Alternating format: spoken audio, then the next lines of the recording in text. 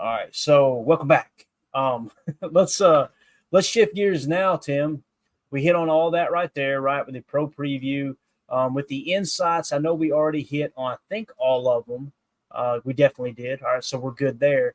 So let's go ahead and change gears now and hop over to the PFF preview. I'm excited to see how this looks. Get kind of a visualization of exactly how these two teams are stacking up. We'll go full screen to help everybody out. We've already kind of talked about the point spread. I do want to talk about where the money's at right now, though. So when it comes to the market, as far as the spread goes, the Packers are 4-point favorites. So Packers -4, 68% of the cash is on the Packers. 86% of the tickets are on the Packers. When it comes to the money line, which basically means the Packers winning outright, you've got 98% of the cash on the Packers, 94% of the tickets on the Packers. So the public is all over the Packers in this game. Some people go, that's great news.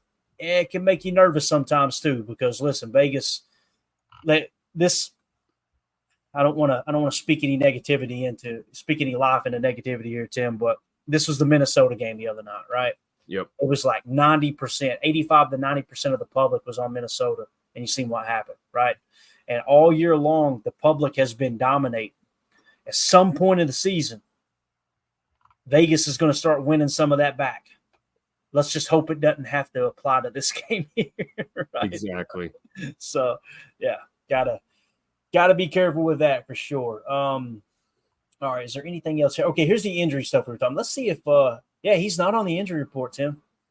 That's strange that they didn't mention him in the matchups. Maybe I don't know. Maybe they didn't deem it worthy. Who knows? Maybe the numbers are, if he's RB2 over there, you know what I mean? Like maybe it's low attempts and that's why the numbers look good. I mean, I'm not trying to, downplay him or anything like that, but maybe it's running back by committee over there and it's a 1-2 punch and he's not getting the bulk of the carries. That's why the numbers stand out. Let's go to the lineup preview here and kind of look at. All right, so here is Johnson. Ernest Johnson is who they've got listed here at running back. Wow. Let's look at snaps here. So they've got Ernest Johnson listed, and he's gotten 105. How many snaps here recently? So starting in week 2, right, 17 snaps, 12 snaps, 12 snaps, 13 snaps, and he jumped to, 35 snaps. And then last week he dropped back down to 21 snaps there. And that includes passing game and running game, right, of how they've got that listed there. It's interesting. Most of his snaps come in the passing game. Did you see that on the chart? Let's do this, man. We'll come back to that. Don't let me forget we're going to do that preview. Actually, that's still up on the page, and I'm going to hop over here to another page real quick and try to grab these numbers. I want to see exactly who's carrying the ball the most, okay? So, let's go off the last game here. I know you guys can't see this, but I'm going to read it off to you here. So when it comes to attempts, Tank Bigsby, 26 attempts. Ernest Johnson, 9. Brian Thomas Jr. had a couple, obviously playing the wide receiver position there. If we go to week 6, Tank Bigsby only had 7 attempts in week 6. Ernest Johnson had 6, and Travis Etienne had 3. If you go to week 5, Tank Bigsby had 13 attempts and led the team there. So it's kind of weird how they're utilizing them there, man. I think it makes sense, though, if we know they're play action heavy and they like to push the ball down the field. So clearly the running backs aren't carrying the ball a lot. They're taking play fakes and chip blocking, right? Yeah, that makes sense. Yeah. So his attempts, his being Tank Bigsby, starting in week 1, he didn't play in week 2. So this is 1, 3, 4, 5, 6, and 7. His attempts were 12, 2, 7, 13, 7, and 26 last week. So that's something to keep an eye on, right? 26 attempts last week. Absolutely. They put a little emphasis on the run, so worth noting that. Yeah, definitely. All right, so back to the PFF preview here. Let's go with their 11 personnel. Again, they're going to be in that according to the personnel data I've got my hands on. They're in 11 personnel 60.2% of the time. So this is what they're going to be in the majority of the time. That means we're going to be in our nickel set. Here is how everything grades out. Let's look at their offensive line first. From left to right, Robinson 69.4, Cleveland 70.8, Morse 63.6, Scherf 64.3, and then Harrison 57.6. That's their offensive lineman. Who? When you match, it gets me every damn time. When you match up our defensive line against their offensive line, Preston Smith 57.8, Carl Brooks 64.9, Kenny Clark 51.8, Rashawn Gary 67.3. Let's see is it going to allow you? Yeah, it'll let you see this. Okay, I want to look at Preston Smith's snaps here because that last game, yep, there it is. So his snaps went down significantly, man. So in the opener, right, Preston Smith had 54 snaps. Then week 2, it went down to what is that? 28. Am I thinking right? Yeah, 28 snaps there. Yep. And then week 3, it's back up a touch to 33 snaps. Week 4, it was 44 snaps. Week 5, it was 39 snaps. Week 6, it dropped to 30, and then last week it dropped to 28. So am I wrong looking at that? And it kind of looks like he's trending downward, Tim, when it comes to snaps. It does, like incrementally in slow increments. It could also point to Hafley scheming up different game plans week by week, and maybe utilizing other personnel depending on who we're matched up against. But there's definitely a trend downward if you look at week 1 to where we are now, for sure. Definitely. So just something to keep our eye on there. So that's how the offensive line matches up against our defensive line with their 11 personnel and our nickel. Now let's talk about the tight end for a minute. Listen, Evan Ingram, he is what is he graded? The 14th highest graded tight end this year at a 70.1. Been playing really, really solid. Yep. Obviously this is his best year was 2018 where he was a 76.3. Then he dropped 64.1, 60.6, 53.5. But then in 2022 he jumps to a 67.6. Okay. And then 2023, a 71.6. And then, of course, this year he's up to a 70.1. So having a pretty darn good season. You see his snap count is staying really, really steady. He's definitely tied in 1. So that's probably one of the players you really want to key in on that. And, of course, Brian Thomas Jr., man, this dude right here drafted in the first round at the 23rd pick, 79.6 receiving grade, 78.7 offensive grade. And you see his snap count's been pretty steady all year long.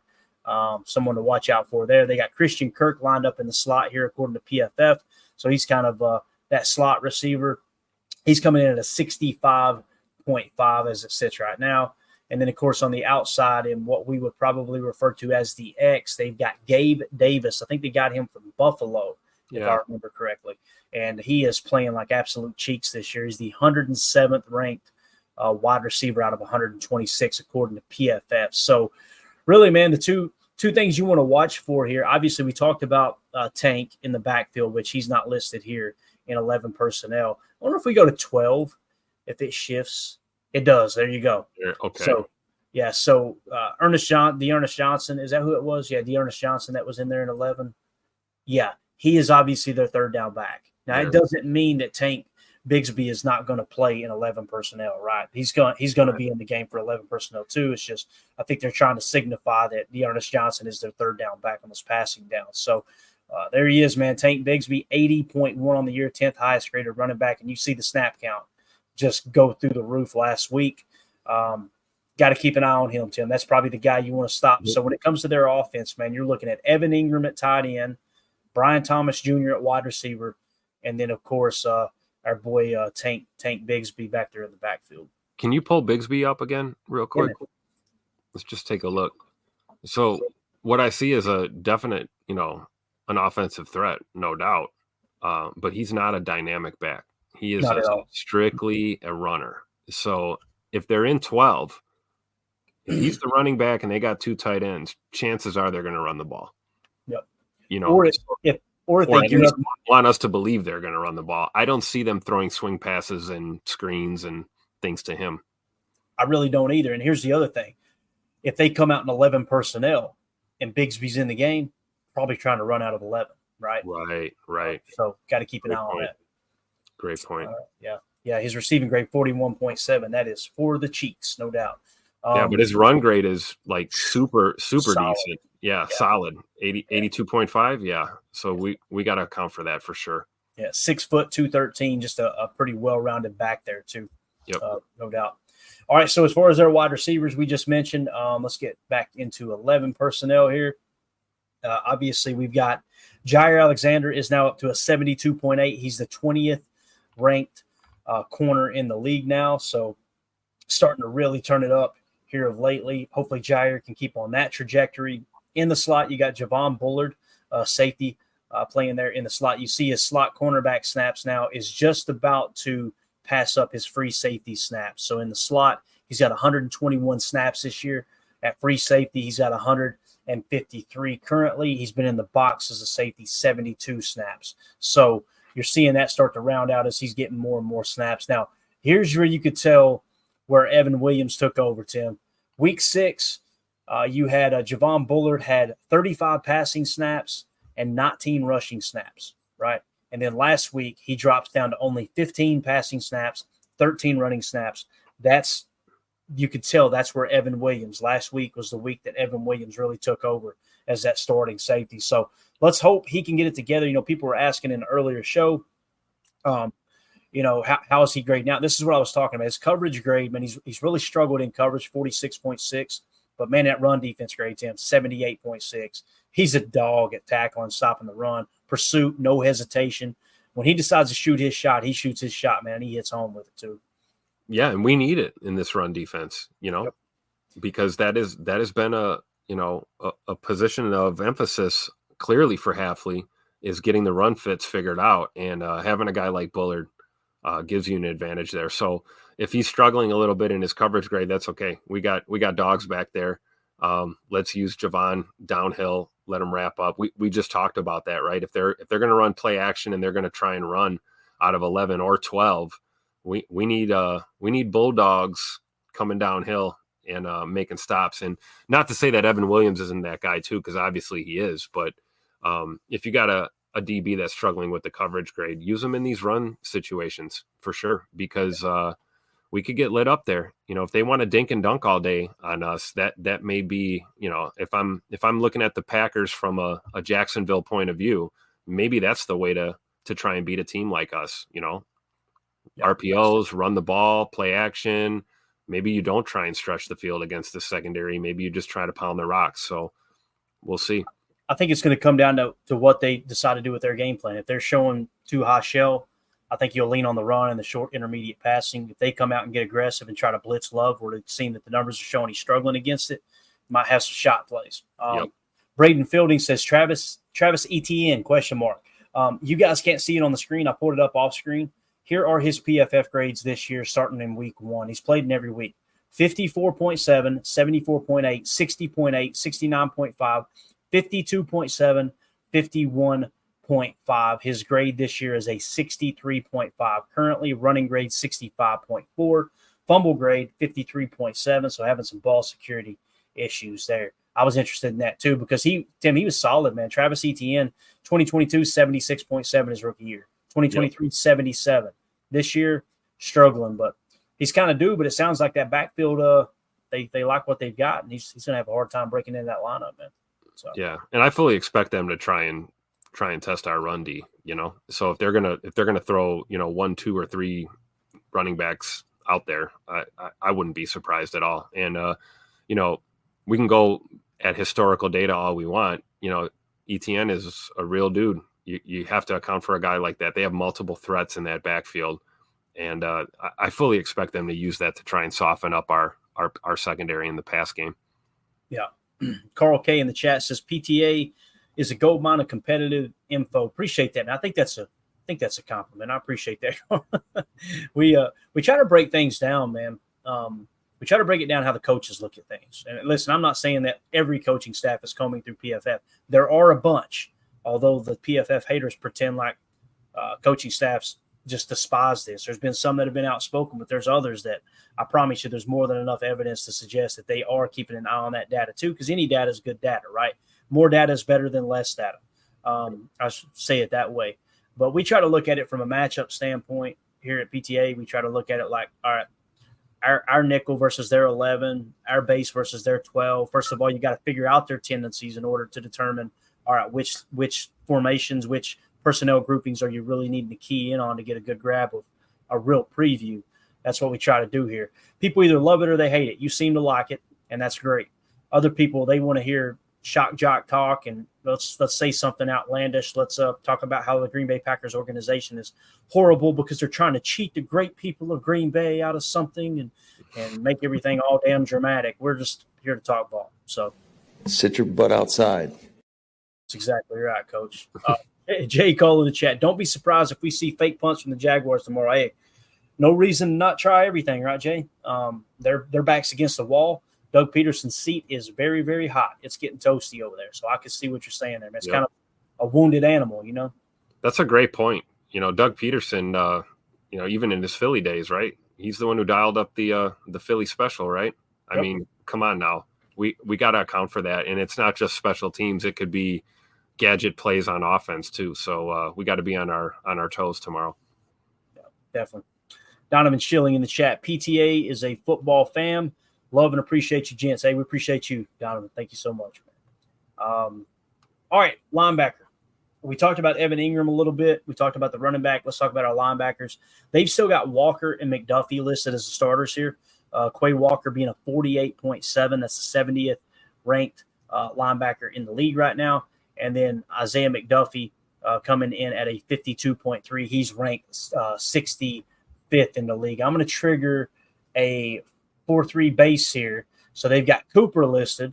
Cooper is 36th in the league now at a 66.3. And obviously they don't have Eric Wilson listed because he's gotten fewer snaps. But Eric Wilson's grading out really, really well. Now you're going to make me want to go try to find him. I'm going to do it off screen real quick. I'll tell you what Eric Wilson's grade is. Well, Eric Wilson for sure is thick.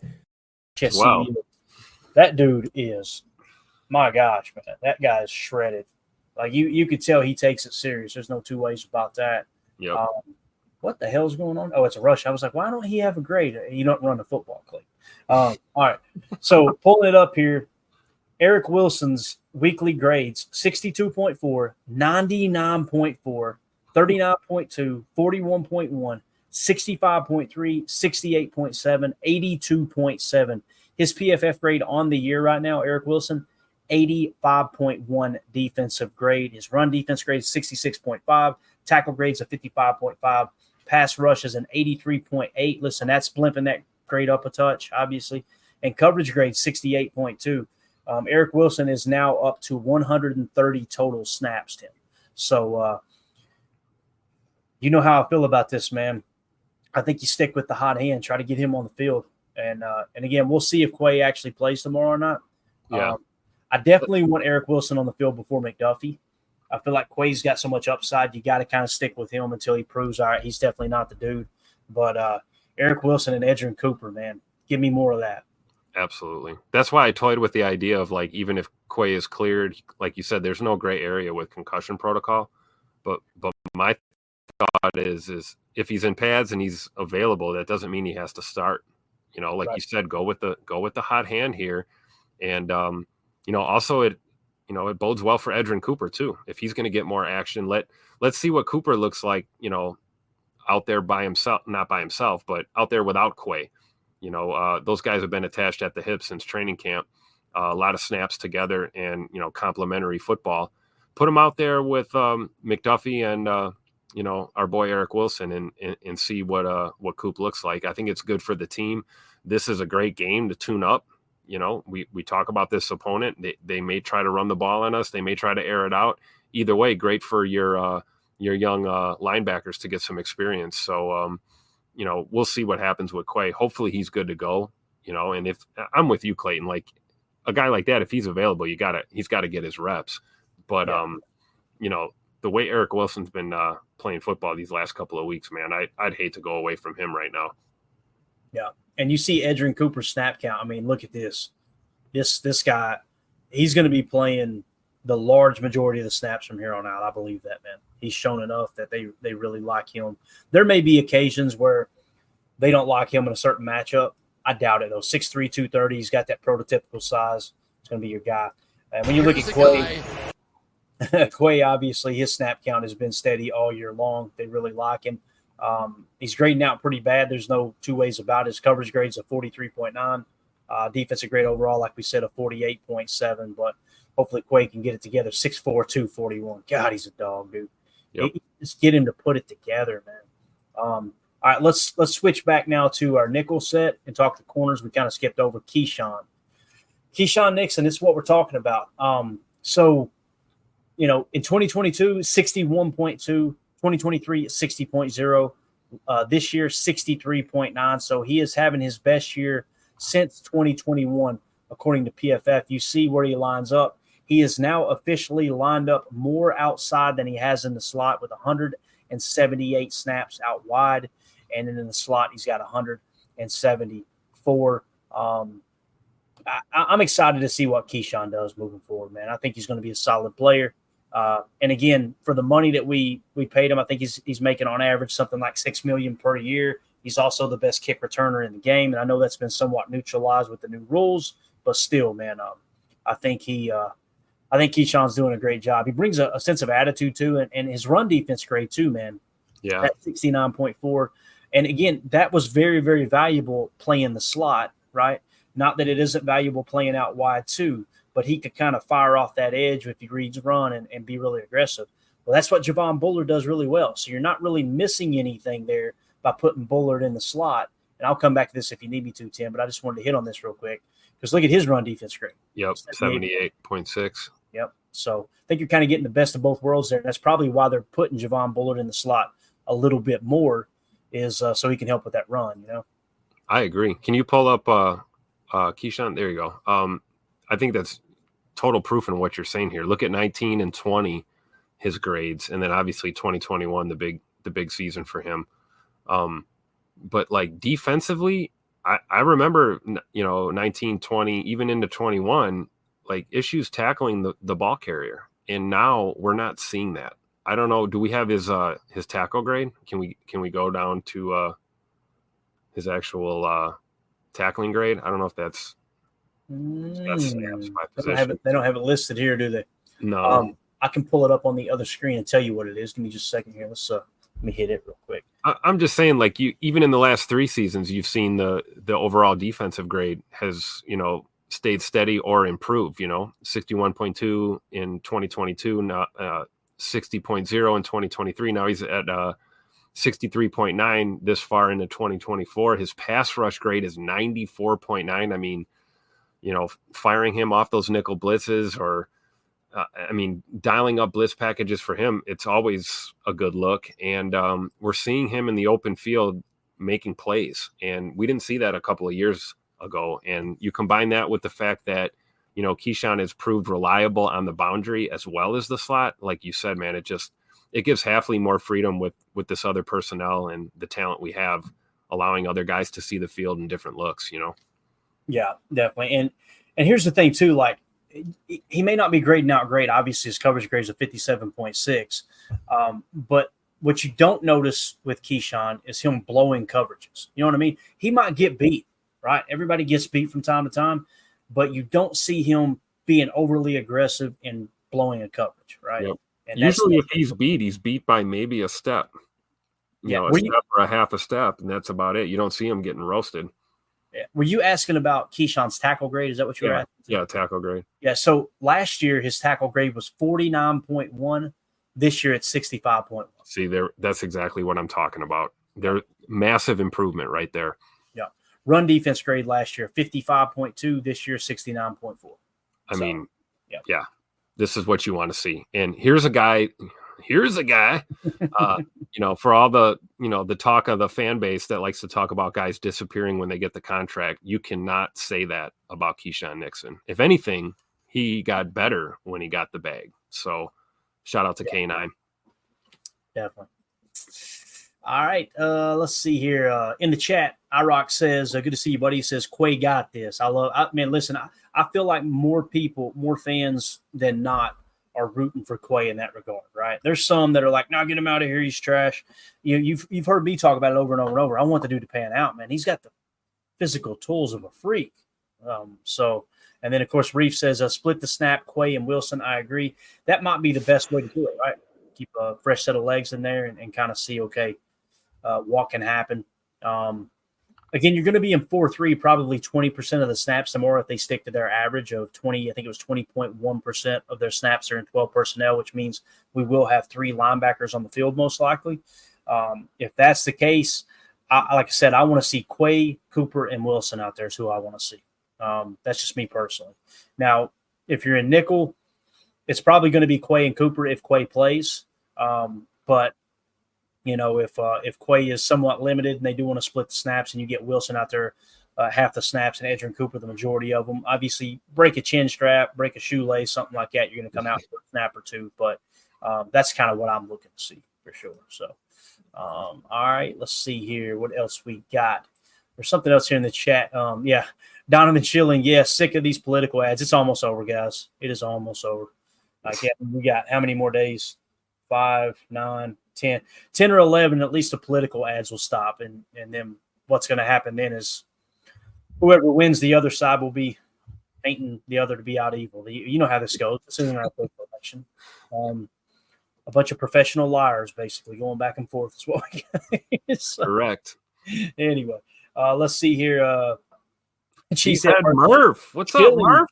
He says Schilling is chilling. Top billing. My man. I love it. Shout out Cheesehead Murph. He must be a old school hip hop head like me. Look, Donovan too. Look at it. I love it. Facts, Murph. LOL. Love it. Top billing. I like it. Taking it back right there. I'm all about that Waylon Jennings. You know what I'm saying? you're about the Waylon Jennings, the audio too? Okay. That's cool. Bro, I wish we could go back and you all could have seen my playlist in high school. And when I say playlist, I'm old enough that I had a 5-disc CD changer in the old Stang.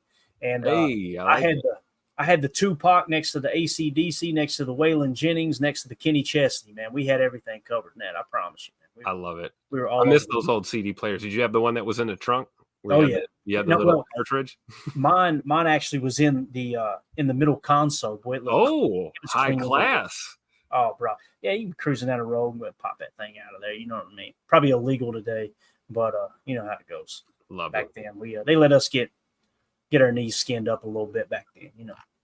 Let's see, we got Bates in the house. Says, hey, everyone, late, but I made it. Had to pull an Irish exit at a Halloween party. Bates, listen, bub, we got to know, what did you dress up as? We got to know it, man. All right. Put it in the chat, Tim. Keep an eye out for it. I got to know what Bates was. Hopefully it's like this guy. Maybe he dressed up like this guy. Let's switch to the offensive side of the ball for both for the Packers against the Jaguars defense. So offensively, offensive line here. Let me go and pop that down. Just keep an eye out for that Halloween costume for me, Tim. Offensive line, Rasheed Walker, 62.5. Elton Jenkins, 62.6. Josh Myers, 53.2. Sean Ryan, 64.5. And Zach Tom, 85.0. Just an absolute stud. My man about to get paid. I hope he remembers us. We like them all along. You know what I'm saying? Here's a guy that might take you shopping next year. Not going to happen. Their defensive line against our offensive line, man. This Hines Allen here, I want to take a look at him and how many snaps he's gotten. So 345 snaps. Josh Hines Allen, 7th overall pick, right? Back in, 2019, I guess it was. Look at these PFF grades career-wise, Tim. Why have I never heard of this cat right here? It's from Kentucky. It's Josh Allen. I seen Hines Allen. It threw me off. This is Josh Allen from Kentucky. This dude was a stud at Kentucky, man. I mean, he was a damn dog. So I seen Hines and was like, who is this guy? 68.4, 69.6, 78.5, 84.7, 89.5, 85.6. Jaguars, if you decide to tank and you want to trade a couple players, send Josh Allen. Send them on over, man. Send them on over. Bates, I'm so damn right here. I'm so damn disappointed in Bates. Unfortunately, I didn't dress up. I know, shame on me. It was last minute invite by a neighbor. All right, Bates, we'll let you slide, man. Just because you're that cool. If Bates were to dress up, Tim, what would his costume be? Hopefully, like he dresses up like Arlie Ermy or something. That would be pretty cool. Maybe he just wears his Marine dress uniform or something. I don't know. Yeah, just go in there and shut the whole thing down.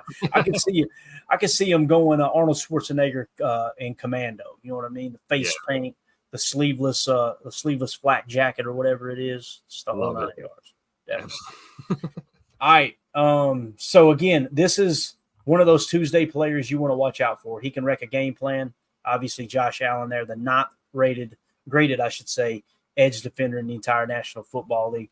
Defensive tackle, they got Hamilton at a 52.7, Armstead at a 65.8, and then Trayvon Walker, former first overall pick, at a 68.9 currently. Obviously, he's not really living up to that number one pick in the draft. It went, 58.0, 53.9, and this year 68.9. You are seeing some improvement. But again, the guy you want to watch for is Josh Allen off the left side.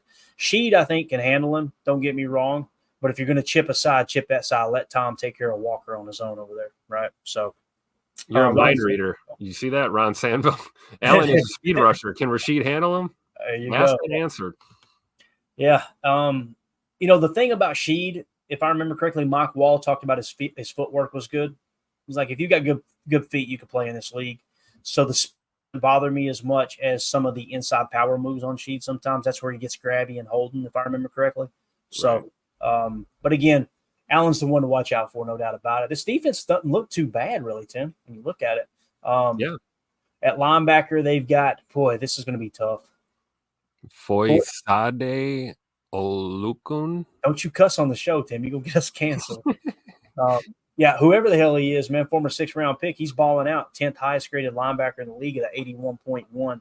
Lining up in the box, 101 snaps. Been on the D-line, 11 snaps.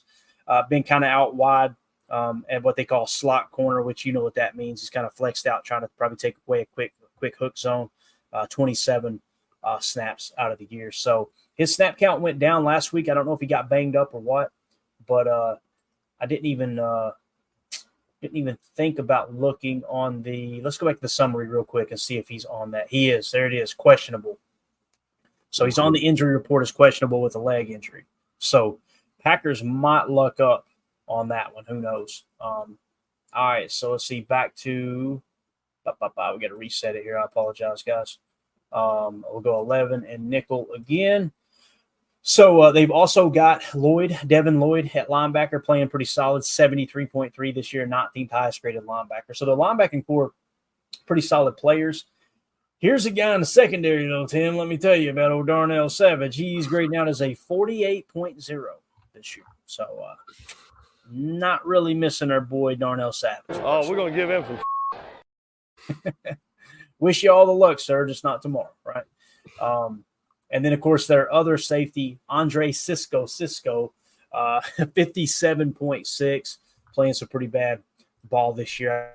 Who? You're starting to understand why this team is struggling to stop the pass, man. Their safety play has been absolute cheeks this year. Now, on the corners, you've got Tyson Campbell at a 64.4. You have got Jerrion Jones from FSU. I think he's a rookie this year, 3rd-round pick. He is a 68.3 in the slot.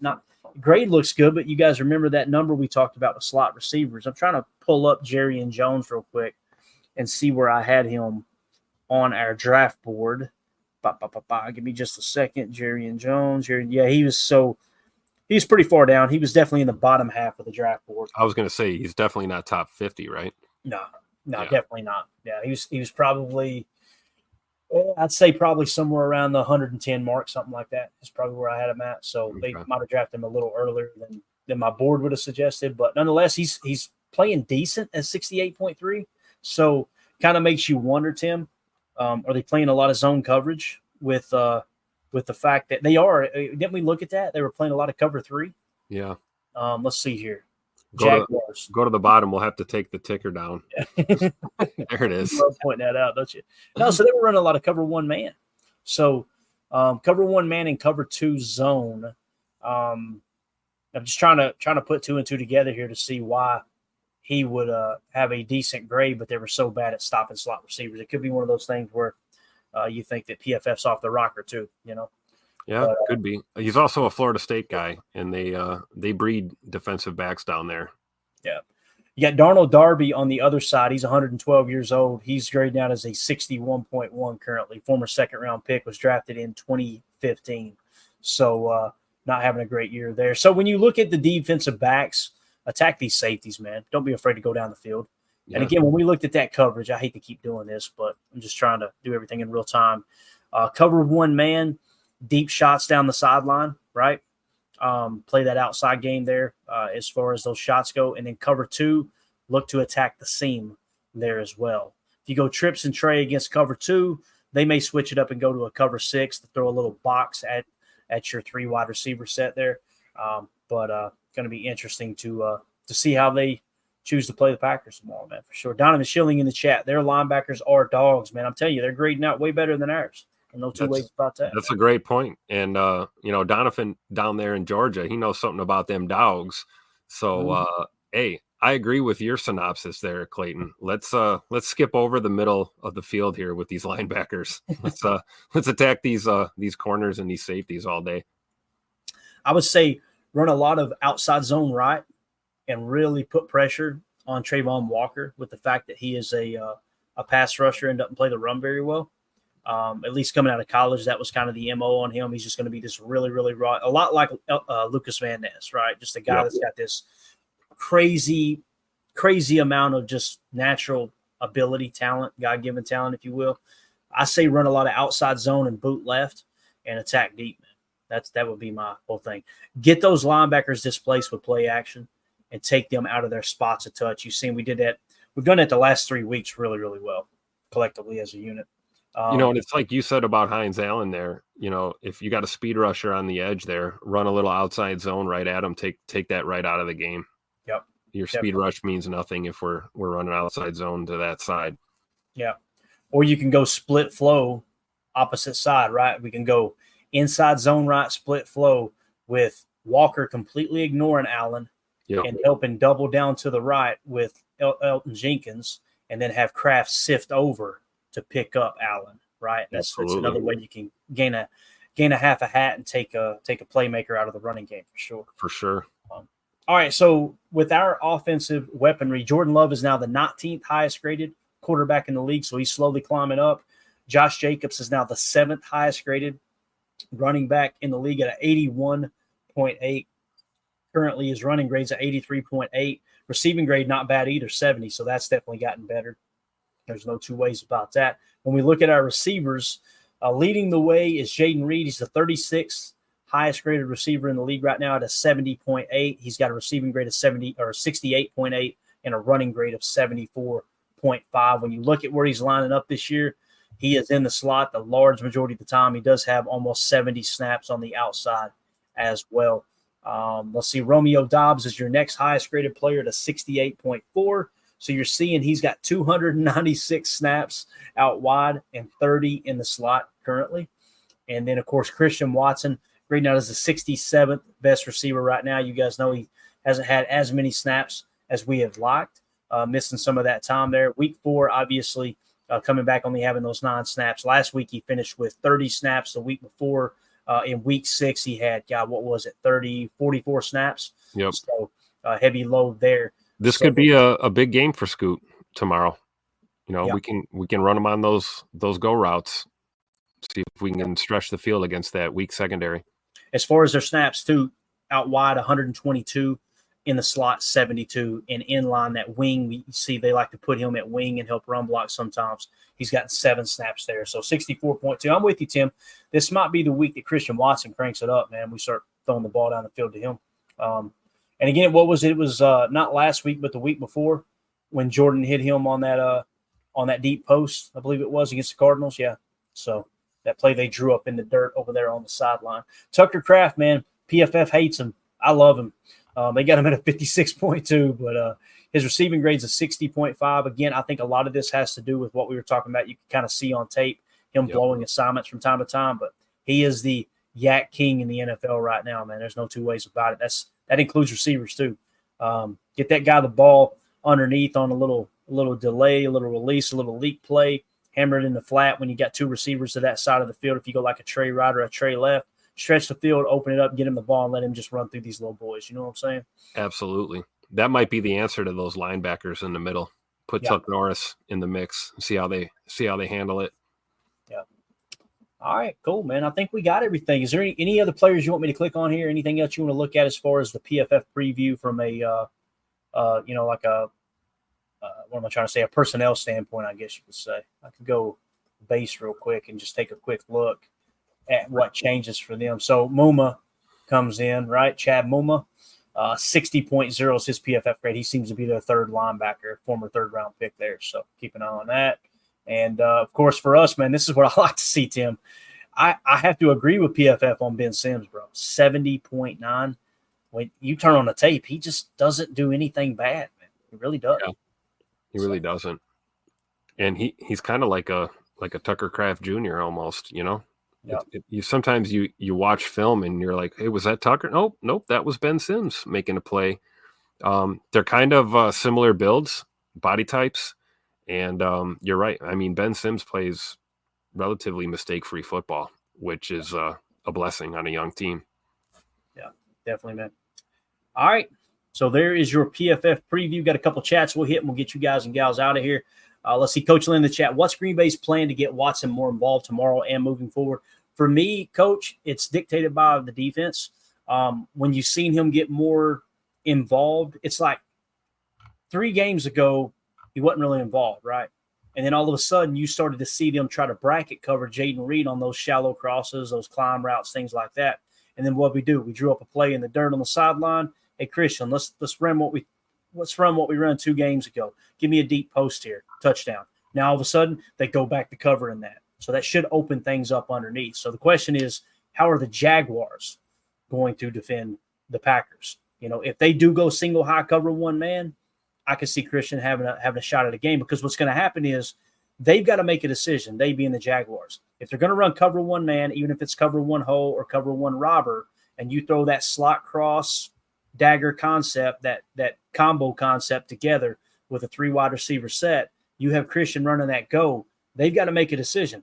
Is that free safety going to fully commit to Christian on that go route to help out that corner underneath? And you'll tell by the technique they use. Are they using trail technique or the inside or the outside? And if they do that, it's going to be a big game for Jaden Reed underneath. If they go the opposite route, play inside technique, have the safety really kind of buckle down on those deep climbs, look for Christian Watson over the top. So I wish I could sit here and say, let's do this to make it work for Christian. But I think the answer is going to be you answer the question by asking another question. What's the Jaguars going to do? What are they going to choose? What poison are they going to pick? Right, Tim? Absolutely. And light them up either way. I like Cheesehead Murph in the chat. 9 route and deep post right past Savage. We've seen that work before. Let me tell you. Donovan Schilling, Matt LaFleur is going to draw stuff up right to Savage. I guarantee you, Matt LaFleur's going to. Let me tell you about this guy back here playing safety. I think we can exploit it. Yeah, watch him come out and get 3 picks, and we're all going to be pissed off in the post game show. Wouldn't it be something? No, he'll drop them. He'll drop them. Oh man! All right, guys, that's it. Appreciate everybody hanging out with us. Everybody in the chat, you guys were awesome, man. Y'all were a big part of the show tonight. We appreciate it. This is always a lot of fun when y'all get very vocal in here. So also in the upper right, there's a QR code if you want to join our Patreon group. Just scan that QR code. It'll send you to patreon.com/Packer Fan Total Access. Got a cool community growing in there. And we're going to be doing giveaways. As a matter of fact, we got a giveaway that came from Bates.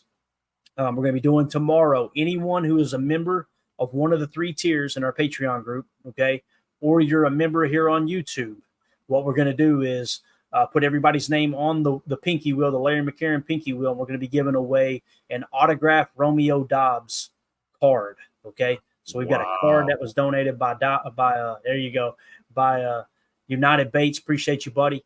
And we'll go ahead and give one of those away tomorrow. So, again, just make sure that you're a member of the Patreon group, one of the 3 tiers, or a member here on YouTube, okay? Not a subscriber, but a member.